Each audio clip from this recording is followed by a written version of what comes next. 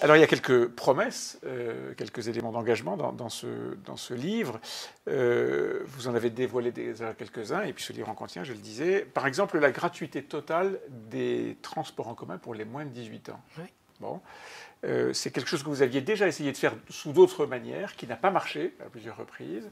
Et vous ressortez la promesse, pourquoi? Alors non, c'est pas que ça n'a pas marché, ça n'a jamais été annoncé comme tel. Ça n'a jamais jamais été annoncé, non, jamais. Il y a quelques éléments. Oui. Alors, il y a une partie des plus de 65 ans, il y a une partie des enfants de 4 à 11 ans. Oui. Vous avez tourné autour du sujet, et d'ailleurs, il y avait eu des propositions de gratuité totale, mais ça n'a pas marché. Ça. Alors, il n'y a jamais eu de proposition de gratuité totale, jamais. Elle a mandaté 3 de ses adjoints, dont moi, donc je suis particulièrement bien informé, pour faire une étude sur le sujet de la gratuité des transports, dans lequel nous disions simplement deux choses. Un, la gratuité pour tout le monde n'est pas possible. Parce que la gratuité, comme on le sait très bien, ça n'existe pas, il faut bien que quelqu'un paye. Quelqu'un paye, voilà. Deuxièmement, en revanche, c'est un stimulant de mobilité intéressant et un changement de paradigme intéressant. Et donc nous avions ciblé une première mesure qui était une mesure historique, qui avait d'ailleurs été initiée il y a très longtemps, avant même Bertrand Delanoë, qui était des mesures de gratuité partielle ou totale pour les personnes âgées. Nous avons étendu ça aux très jeunes enfants, et aujourd'hui nous souhaitons franchir une étape supplémentaire avec la gratuité pour les mineurs. Pour les mineurs, et une gratuité totale, il ne s'agit pas de rembourser, il s'agit de donner un accès Absolument. gratuit, Et donc, ce qui est assez différent. Pardon, mais oui. juste une idée de coût, puisqu'on va parler aussi des finances de la ville, ça coûte combien ?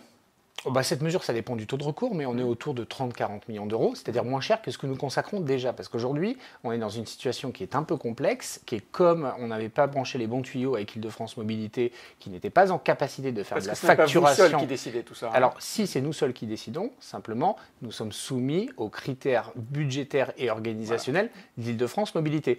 Donc, grâce vraiment au travail de très grande qualité qu'a fait Île-de-France Mobilité ces dernières années et ces derniers mois, pour moderniser son système de tarification, non seulement nous allons pouvoir l'étendre, mais ça coûtera moins cher. Donc c'est une mesure d'économie? Ce n'est pas une mesure d'économie, c'est une mesure de mobilité, et la bonne nouvelle, c'est qu'elle coûtera moins cher. Moins cher que? Moins cher que ce que nous consacrons aujourd'hui à la prise en charge du pass Navigo pour les enfants, où c'est tarifé comme un pass Navigo standard, alors et donc que le niveau de consommation... Oui, mais ça c'est la bonne nouvelle. C'est la bonne nouvelle. C'est pas pour ça que c'est fait. Donc une mesure de gratuité qui est une mesure d'économie, je suis sûr qu'on aura l'occasion d'essayer de décortiquer ça. Moi j'ai un autre chiffre en tête, c'est que ça coûterait au total, avec ce qui est déjà fait, 100 millions d'euros. Non, en fait, ça dépend des hypothèses de recours et ça dépend du niveau auquel Île-de-France Mobilité facture. Et donc, je suis sûr que ça ne coûtera pas 100 millions d'euros. Très bien. On gardera ce chiffre en tête.